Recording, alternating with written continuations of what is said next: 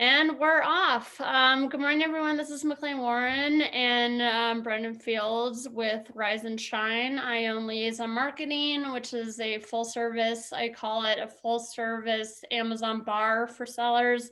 We don't actually sell any alcohol, though maybe we would make more profit if we did. But we offer everything from PPC to art, photography, listing optimizations. And Brendan, I'll give you a chance to kind of talk about Rebate because I feel like I always introduce you as the owner of Rebate, but I feel like a lot of people don't really know like what that means.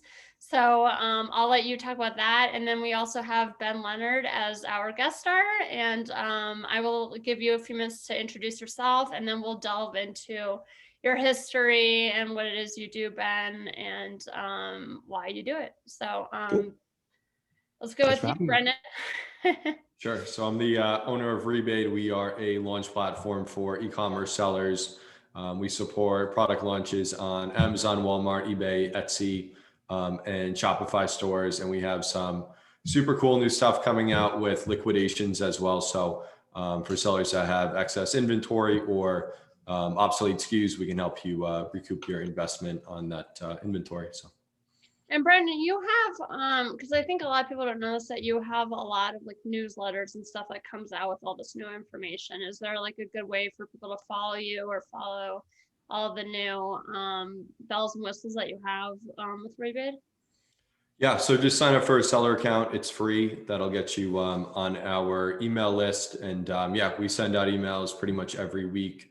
I drive my developers crazy because I feel like my mind goes 1,000 miles an hour and there's actual work to building these features. But yeah, we're pushing stuff out as fast as possible. So yeah, just sign up for an account. It's free and you'll get all the updates. Awesome. And then across the pond, Ben, where exactly are you located? I am in Northeast Scotland, Okay. in the UK. That's right. The UK, the strange country of countries. So yeah, I'm in Northeast Scotland where it's kind of cold. We've had snow recently, although the snow is just all melted. So it's today was warm actually. Today was like shorts and t-shirt weather. It was 8 degrees Celsius. Yeah, and Ben and I met because we were doing work for Danny McMillan. How did you guys meet, and how did that end up Yep. turn into an acquisition?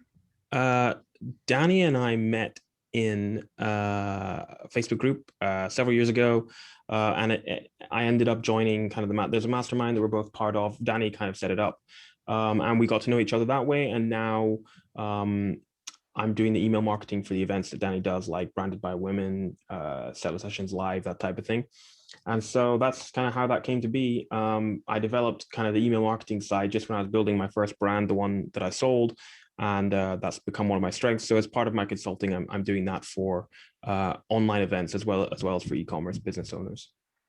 So on top of doing that, you have like a million other jobs. So Yeah, I'm pretty busy. I'm busy, but I kind of manage it in a way so that I'm not running around too much like a headless chicken. So I guess I'll give you the kind of rundown of who I am and how I ended up in e-commerce. So I started an e-commerce brand, and I can tell you what it is because it's all public domain stuff. A brand of fitness equipment called Beast Gear, which sells equipment for like boxers, CrossFitters, power lifters, Olympic lifters, people who just generally go to the gym. And I started that brand in early 2016, not because I was one of the people kind of saying, oh my God, I got to sell something on Amazon. At that point, I think I was one of the people who actually thought when you bought something on Amazon, you were just buying from Amazon. I didn't even know there was third-party selling. What actually happened was I got super ill for the third time with a heart condition, and I'm absolutely fine now. But I was told to take like 9 months off of all my kind of active hobbies like boxing and running and CrossFit, and to take all of the drugs. So I took all of the drugs and did nothing for 9 months. But on the side, I needed something to do and to keep me in touch with my hobbies. And my then girlfriend, now wife, was studying, and so I needed something to do. So I started a brand of fitness equipment because a few years before that, I'd been training with a group of friends, and we'd had a hard training session. At the end of it, somebody said, "Oh, we totally beasted it today." And that kind of stuck in the back of my mind. And I thought it would be a cool name, Beasted It, Beast Gear. That'd be a cool name for a fitness brand. And so when the time came, I think I was sadly tidying out my gym kit, realizing that I wasn't going to be able to use it for a long time. And I looked at it and thought, well, I could probably make it better. So I did. And I set off on this journey of trial and error, learn by doing, figured out I'm actually pretty good at it. Eventually quit my job. I grew the business to mid 7 figures, and it was selling across the UK, the whole of Europe, Amazon, Middle East, Australia. And I was just about to take it into the US and possibly China when I sold. So I sold late 2019. And now I kind of have, we were just talking before we went live, I have 3 hats. Hat number 1 is I'm still building brands. Wait, before you get into that, Sure. who did you sell to? I sold to Thrasio, and I can say that because it's public domain. They use me in their PR. Well, I'm just curious, and I don't know how much you can speak of that, because Thrasio has become such a huge name in the industry, and Yep. it's like the cream of the crop, makes like billions a year. I'm curious because we haven't had anyone on the show in your situation where they sold to them. I'm curious what your experience was, or like how it even came about. Yeah. So it was late 2000. Well, actually, I made the decision to sell in February 2019. The deal didn't happen until late 2019, and there's a bit of a story about why it took so long. But at that time, nobody had really heard of who all these aggregators and buyers in this space are. Mhm. I hadn't, especially being across the pond. And so I used a broker, and the broker introduced me to Thrasio, and it was a good deal, and they were good to deal with. Nothing really, no complaints there. I was, if not their first, and I think their second acquisition in Europe, which was it's the first their first kind of steps into Europe, and that was late 2019. Even in such a short space of time, the whole landscape has changed dramatically in e-commerce, not least obviously because of COVID. Right. All right. So I was just curious what your experience was with that, because it's definitely something people like, you hear the name all the time, but you don't hear about people's experience or what it was like. Yeah. It was a good experience. I mean, from getting the initial having conversation with them to getting a letter of intent, and then actually the deal being done was pretty quick. It was not as quick as some of these deals can be done, because typically in the US, when you're selling, often you have what's called an asset sale. So you retain the business entity and your buyer purchases all the assets. Whereas it's more favorable, particularly for business owners in the UK, to actually sell the whole company. So I was selling the actual limited company, because we get tax breaks for something called entrepreneurs relief. So instead of paying 20% tax, you pay 10% tax. Got it. So that was one of the first times they'd ever done that. But that's the only thing that kind of slowed it down a little bit. Still, it was pretty quick. I think I first heard from them in the September. The deal was done end of October. Awesome. All right, I'll let you finish with the Yeah. other hats you wear. I was just curious what. Yeah, absolutely. No, happy to talk about it. So yeah, the other hats are related, I guess. So the first one is I'm consulting. So I'm basically teaching. I mentor e-commerce business owners. And I'm actually producing some sort of mini courses, if you like. I like to think that I'm kind of the antidote to the shady gurus that exist in this space. I'm teaching from a position of having been there and done it and still doing it. I couldn't, in all good kind of consciousness, be a consultant or teach if I was no longer selling and no longer building my own brands, because I wouldn't be up to speed with what's going on in the industry. So I'm doing that, and that's on my website, which is benleonard.pro. And then the other aspect is when I sold through a broker, which was good because I had never heard of the buyer, Thrasio, it being late 2019. And they were able to introduce me. But kind of other than doing that, they were okay, but there was quite a lot that could have been better. And in the process of getting the business ready to sell, my accountant had a really significant role in that. And so she and I actually put our heads together and said, we could do a better job of this. So we've created Ecom Brokers, which is ecombrokers.co.uk, where we're bringing my experience of actually being an e-commerce business seller and having put my heart and soul into it and spoken to sales support in tears at 3 a.m. and understanding what it's like. And Allison, my business partner's experience, she's got 20 plus years experience in mergers and acquisitions, and she's a specialist e-commerce accountant.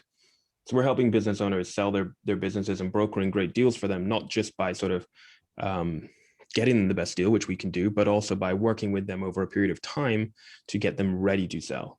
So people might come to us and say, hey, I want to sell in a year, and we'll take a look at the business and we'll get it neat and tidy and organized, and actually will probably realize their goals in less than a year. And as a happy side effect of getting them kind of, I like to call it getting them built to sell or set up to sell, we find we often are able to scale these businesses up pretty nicely as well. So that's my three hats, if you like: building brands, consulting, and brokering e-commerce deals. And I know, Brennan, you had a lot of questions. I just want to ask, well, it's kind of a two-part question, because earlier you had said that you had, I wouldn't say a bad experience, but you had, some things that you weren't totally thrilled with your broker firm that you worked with.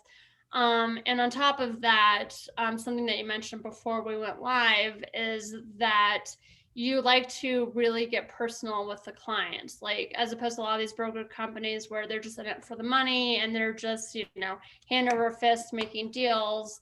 Your company really tries to understand like why the company came about, why, I mean, maybe I'm putting words in your mouth, but I guess really my question is, what makes your broker company more valuable or more personable than other ones? Yeah. So, I mean, the guys at the brokerage that I use are good guys, and they're good guys. There's a couple of things that happened during the process of getting the business ready to sell, and it was more just a case of what additional we could offer rather than things that they particularly did wrong. What else could we bring to the table to do this process better? And also being positioned in the UK. There is no one else doing this, particularly in the UK.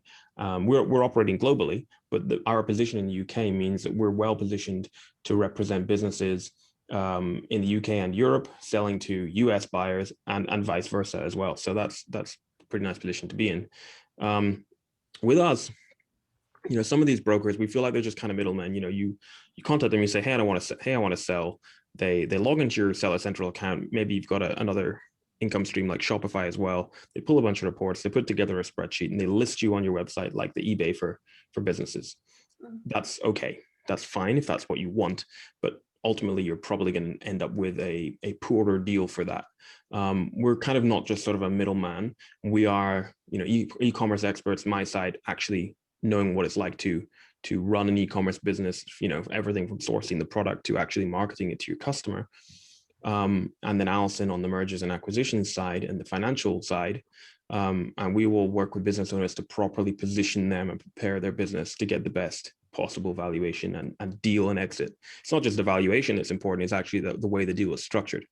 And we, some brokers do everything, some don't, but we take care of everything. So we'll vet the business, filter out the right buyers, we'll arrange the legal representation, and we'll do we'll do the negotiation depending on how much negotiation the seller is comfortable with.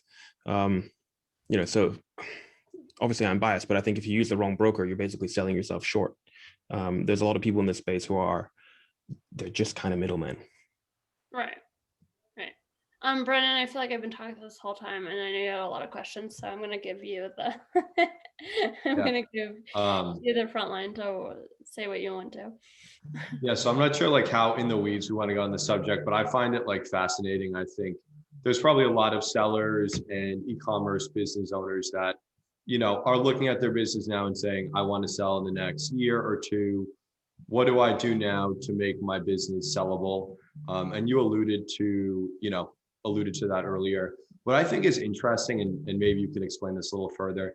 I think a lot of times, at least when I look at my businesses, it is actually kind of a binary choice. Do I keep the pedal to the floor and do I just try to achieve growth, revenue growth, and not worry about bottom line profit? Or do I do the opposite? Say I want to sell in a couple of years.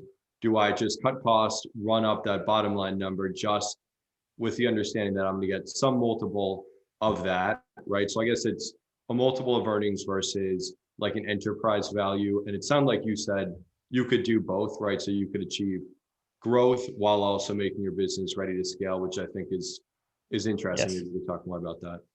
That's basically the answer. And what's really important to understand is that so many of these businesses, and I said, e-commerce businesses, whether they're chiefly selling on Amazon or not, but for the purpose of this conversation, let's suppose that they are. So many of them are on the surface, you look at the numbers and you think, this is great.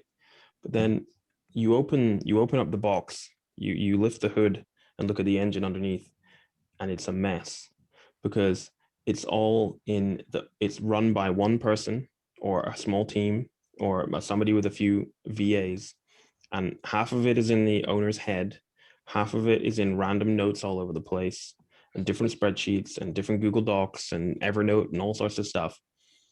And that's right there, that's devaluing your business.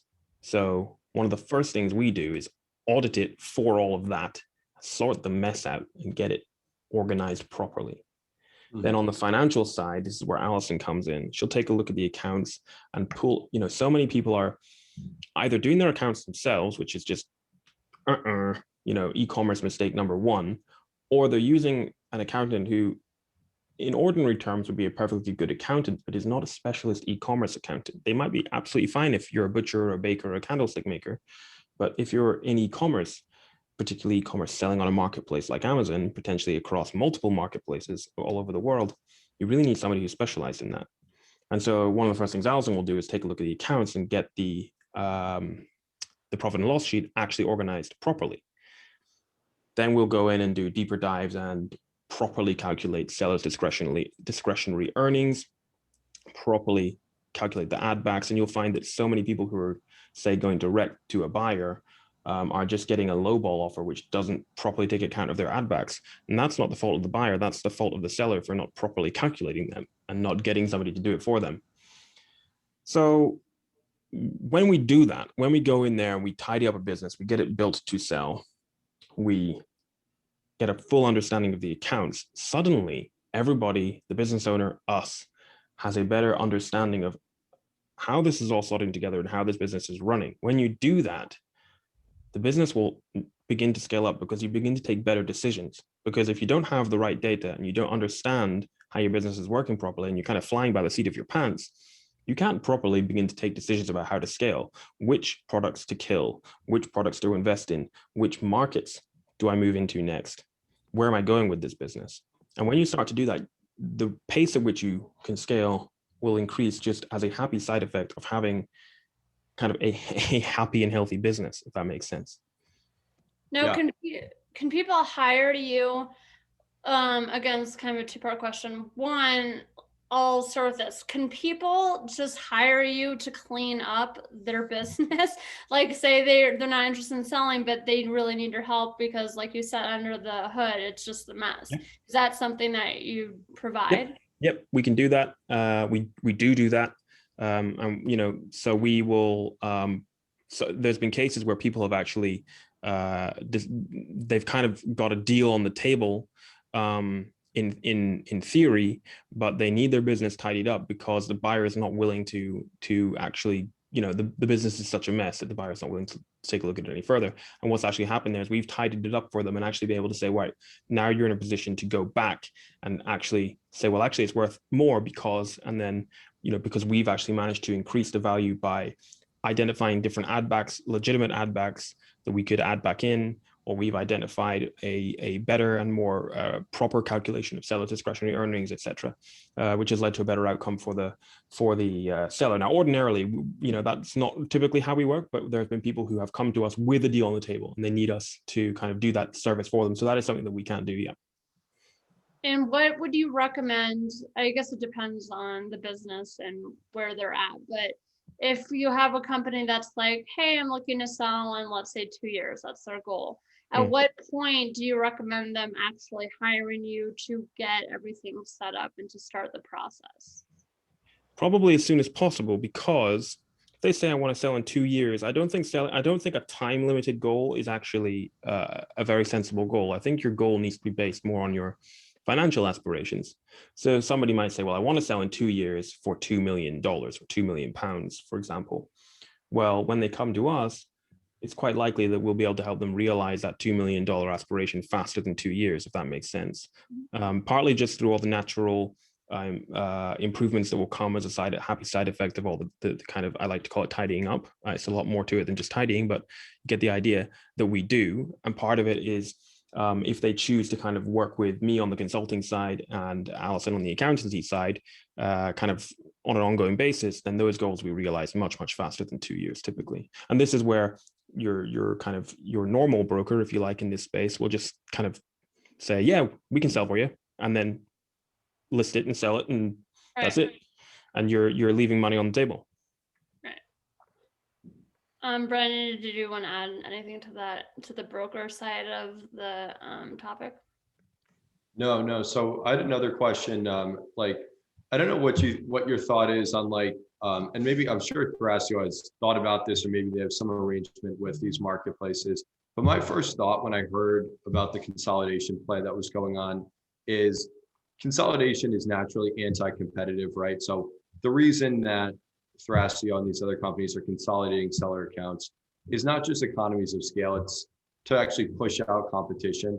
So I'm just curious, you would think Amazon and Walmart and these other marketplaces thrive on competition, right? They love having a ton of small sellers compete over pennies of profit, spend a fortune on advertising to try to just get their product or their brand line in play. So I'm just curious, like, is there, and so it doesn't apply on the seller side, right? So if you own a brand, you're selling to Thrasio or to anybody else, you're stepping out of that, right? You have no risk. But like, I do think for these consolidators, like, I don't know, maybe you know the answer to that. Like, do they have any arrangement with these marketplaces? Because at least perceivably to me, you could have Amazon, identify this as a trend that is not favorable to them and step in and do something that inhibits or totally stop these consolidators from continuing with this type of activity. What's your experience with that? So I don't have any kind of inside information as to Amazon's viewpoint on this, but here's what I do know.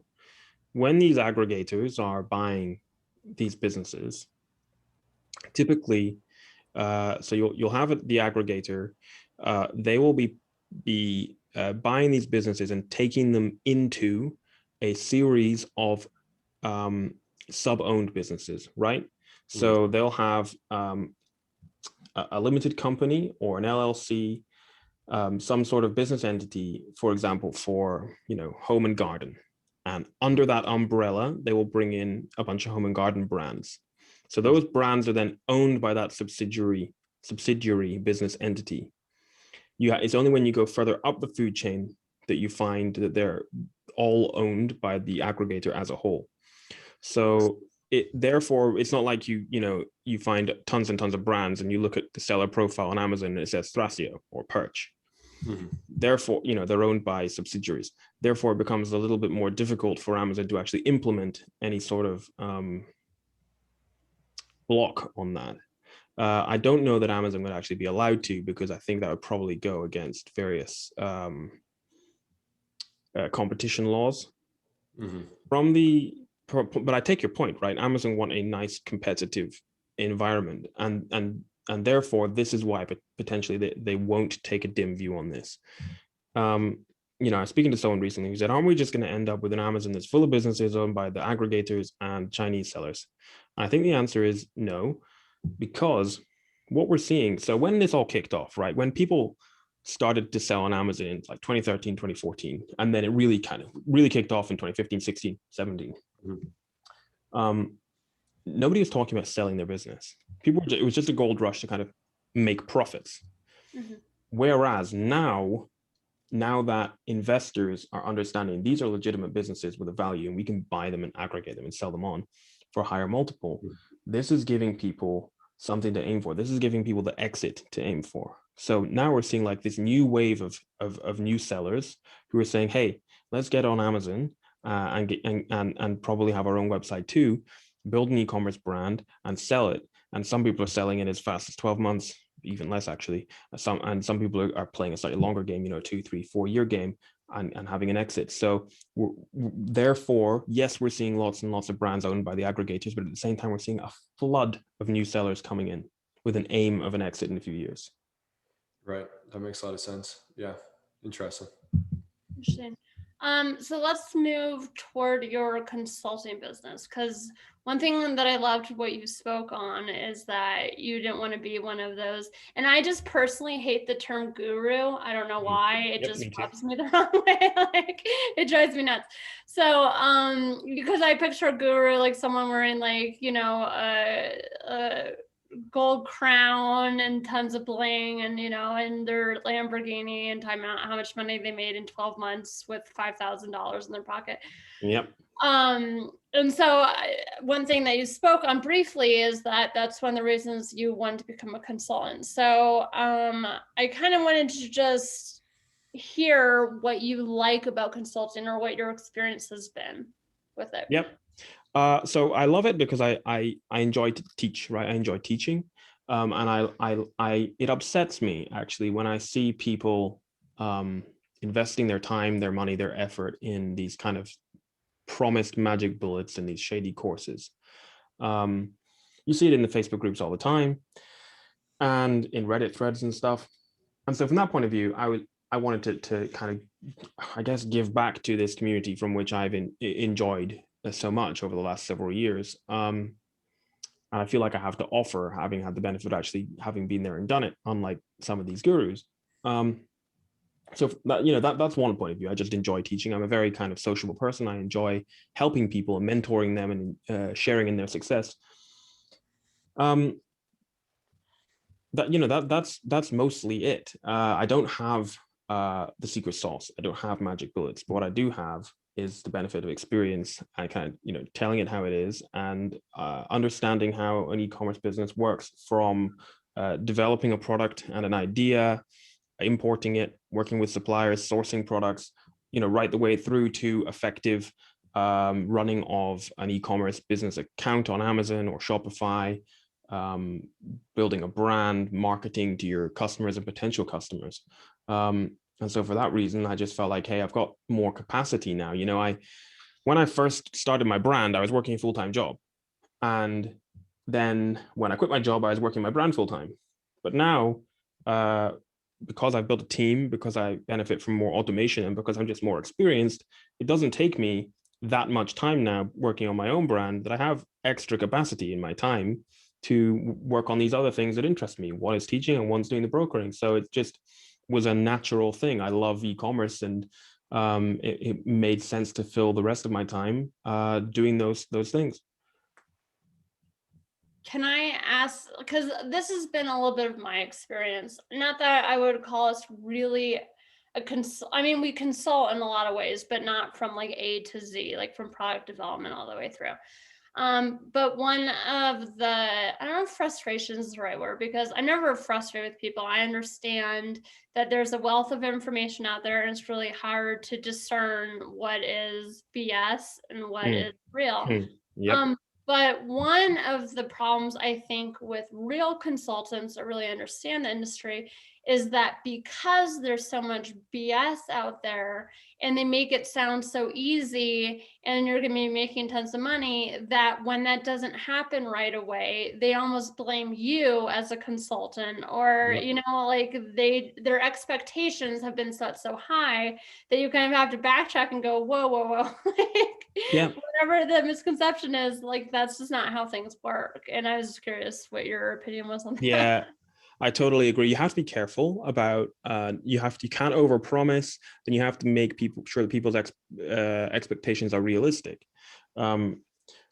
I realized that by doing this, I'm putting my head above the parapet, as it were. I'm putting myself at risk for exactly that kind of reaction. Hey, I worked with you and I'm not a squillionaire yet. Right. But at the same time, I'm not selling courses that claim to do this, and I'm not posing in front of a Lamborghini on a Facebook ad. I was just had a call with a client yesterday morning who's had a fantastic product idea. He's designed it himself. He's already got patent protection for it. And I was explaining, you're going to need, for this particular product, I felt that to get going, he was going to need 15 to 20,000 pounds. And that wasn't what he wanted to hear. Right. Yeah. But I could have told him it was going to need, you're going to need much less than you can spend, a whole bunch, signing up to be mentored by me. But ultimately, that's only going to backfire, because it wouldn't be a success, right? He needs to know what it's going to take to make it a success. And that's, coming back to what you were saying before about, people saying, oh, I worked with you and it hasn't worked. That's one of the reasons, like with my mentoring, I ask people to sign up for a minimum of 4 months, and really it should be longer, to be honest, so we can start to see some results. Right. Because there was a time during the Wild West of e-commerce and Amazon, perhaps you could just chuck anything on Amazon and make money. But you wouldn't be building a sustainable business that you could one day exit. And that's not the type. If somebody wants to do that, I'm not the right person to work with them anyway, because that's not the type of thing I want to. I don't want to help people just sell stuff. I don't want to help people sell the next fidget spinner. I want to help people build a fantastic brand. Right. Yeah. I feel like part of the challenge with this is like a lot of the gurus, what they're best at is not training anything. It's self-promotion.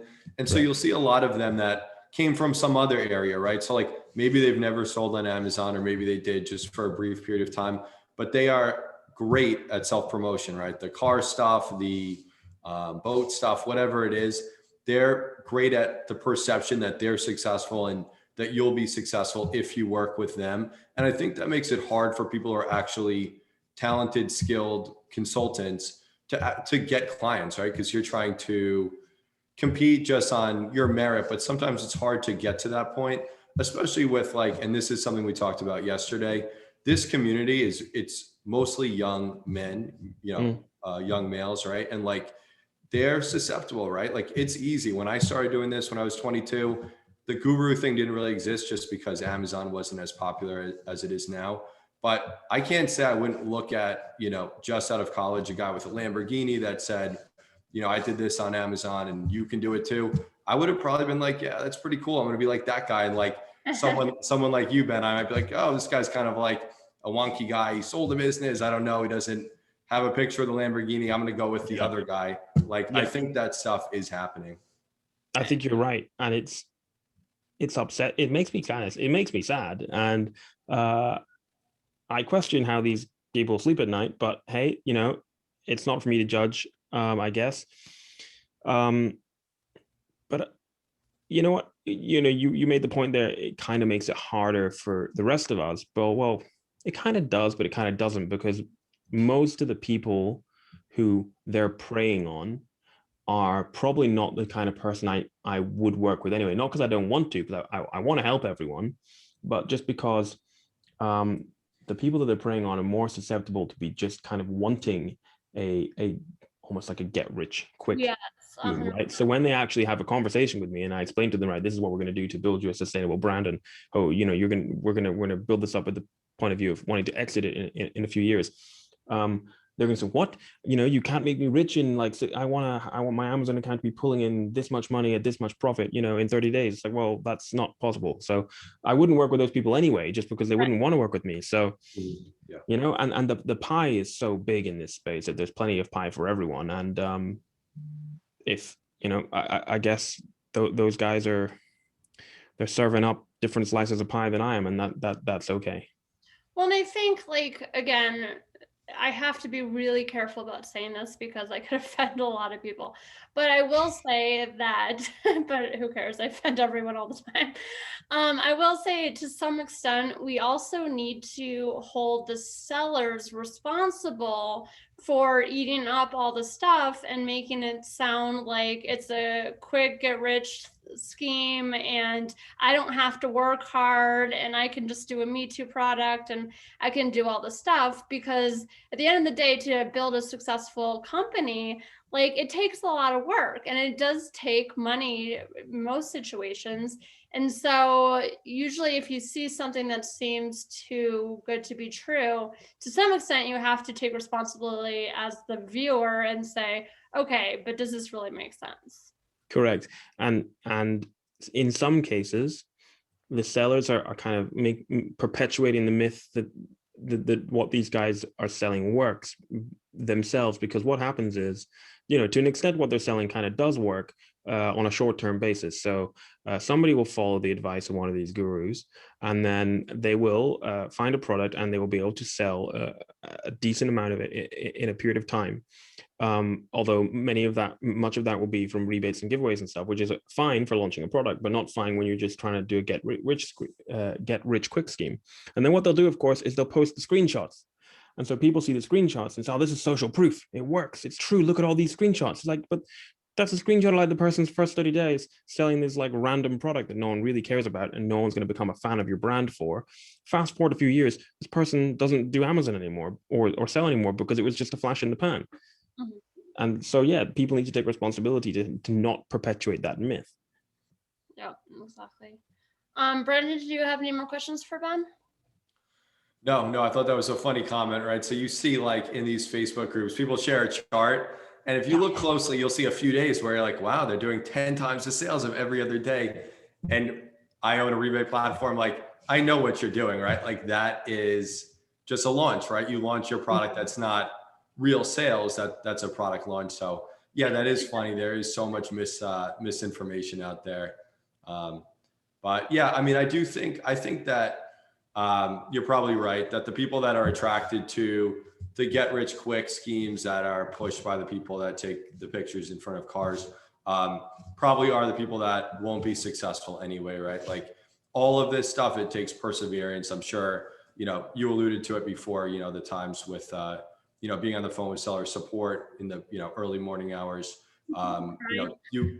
Everybody, I laughed. I didn't mean to laugh at you crying, but everybody who's been successful has been through many of that exact instance and other sort of stuff. So yeah, it is true, right? There's a lot of perseverance that goes into it. And the people that are attracted to the, not going through that probably won't be successful anyway. So yep.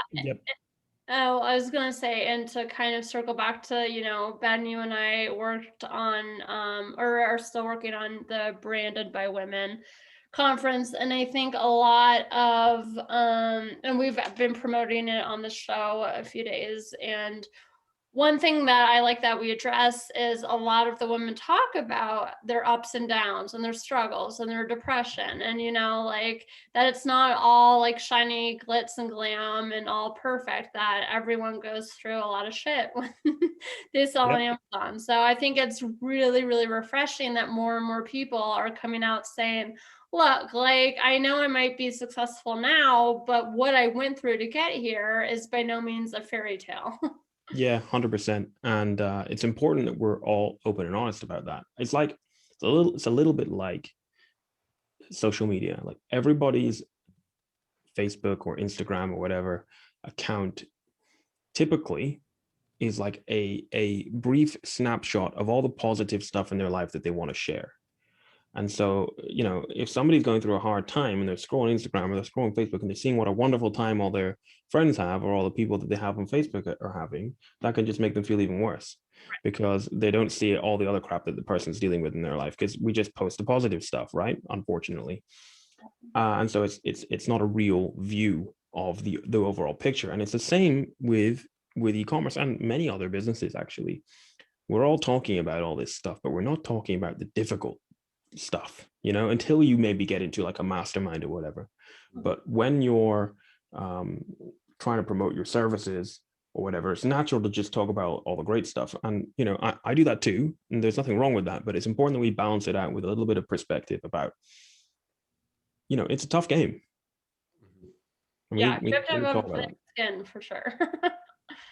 For sure. Yeah, I definitely think the challenges are so much more relatable than the success. And if only some people would start sharing that, I think you'd have so many more people that felt engaged. Like we had a podcast, it was a while ago, and we got in the subject of like Amazon loans. We were talking about different stuff like that.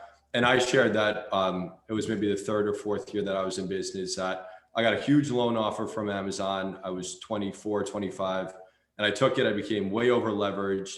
And I almost went out of business. Like it was horrible. And I got through it. And I was like embarrassed to even bring it up, but just the conversation went there. So I mentioned it. And the other guests in the podcast right away had stories similar to that. And like all of a sudden it opened up this conversation where when one person was able to share, this was a bad experience I went through that, other people felt comfortable sharing that as well. So I think there definitely is a place for that as well. And the biggest and best people in marketing, not necessarily e-commerce, but in marketing, are talking about this. For example, love him or hate him, right? Gary V talks about this. He said pretty recently, I think he's repeated it a few times. He says he talks about the fact that he is successful because he fails all the time. In fact, Michael Jordan, the basketball player, he actually said something similar. His quote was something along the lines of, I'm successful because I fail every day. Something like that, right? Because if you don't have failures, you can't learn from them, then you can't be successful. And so it's really important that those of us who have had some success, we might have a great service business, we might have sold an e-commerce business, whatever, but it's important that we talk about all the stuff that we've got wrong. Because I have to. Oh, I'm sorry. I didn't mean to interrupt you at all. No, you're okay. I was going to say, because otherwise it's really downheartening for those who haven't got there yet, because they think, oh, well, I'm doing all this stuff wrong, I might as well not bother. Yeah. Right. Yeah. And I have to just bring this up. It's kind of relevant, but it's more relevant because yesterday we were talking about depression and stuff and what a lot of entrepreneurs go through. But Brendan, later after we had that interview, I was watching the show that I never have seen before. It was called Painting with Paul. And I don't know who the guy, do you know what I'm talking about? I don't. Absolutely no idea. It just sounds kind of Painting with Paul. The guy's awesome. You haven't heard of him? You're like, who's Paul? Should I know who Paul is? I thought he was huge in Scotland. I thought he would know. I don't know. Is it an American show or? Yeah, he and again, this is the first time I watched it. He's very funny. He has a very dry sense of humor, very dry. He's a musician and a painter, which of course they're all dry. So yeah, it's just that really quirky, really cool sense of humor and the style. But he was talking about Anthony Bourdain, who you guys know. And so he was talking about how he was going out to dinner with Anthony Bourdain, and this was closer to the years that he killed himself. And he was saying that Paul said something to Anthony Bourdain about, I don't really want to go to a restaurant where people are going to know us. I just don't want to deal with the celebrity side of all that. And Anthony Bourdain actually said, you know what, at this point in my life, I'm actually an agoraphobic, which means you're scared to death of leaving the house and being around people. And you look at someone like Anthony Bourdain, who that's his whole life is, traveling and being around people, how many lives he inspired. And for him to come out and admit that he went through this horrible, I don't know if it's considered an OCD disease or what, but it's, the reason I brought it up is just because it makes you realize that no matter how successful you are in life, there are people that just go through all this shit, and it's just yeah. Crazy. I think, I suppose we're kind of opening a can of worms now, but, we're all talking a lot more these days about, thankfully, I think we are, the stigma around, mental health and all that type of stuff is being broken down. It's important we talk about the hard times.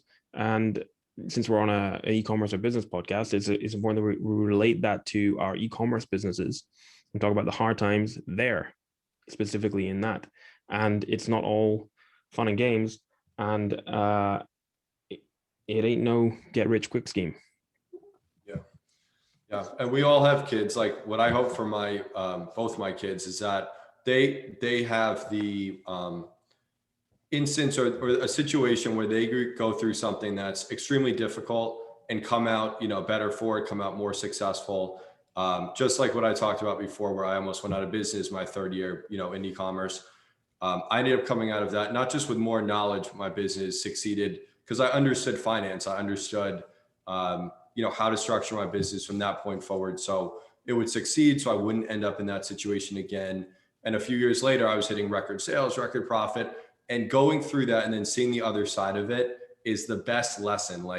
If you get bogged down in the middle of something bad happening and you don't get through it, I feel like that is almost the worst thing that can happen versus going through that challenge and coming out the other side of it more successful and having learned from it is the best thing ever, because it's going to happen again. And then when it happens again, you've been through that experience, I can get through it. and it will be better on the other side of it. Yep. It's 100%. And I'm jumping to a conclusion here, but I'm pretty sure I'm right. If you hadn't had that difficult time, Right. you wouldn't have if you hadn't been through that difficult time, you wouldn't then have been as successful, purely because I guess, partly the learning, but also the kind of the way the experience would have shaped you, almost, making you more robust as a business person, right? You've been through the school of hard knocks, and without that, you may not then have gone on to have the success that you've had. Absolutely. Yeah. Awesome. Well, this was a fantastic talk. I'm so glad you came on, Ben. Thank you so much. Thanks for having me. Really appreciate it. Always enjoy talking to people in this space.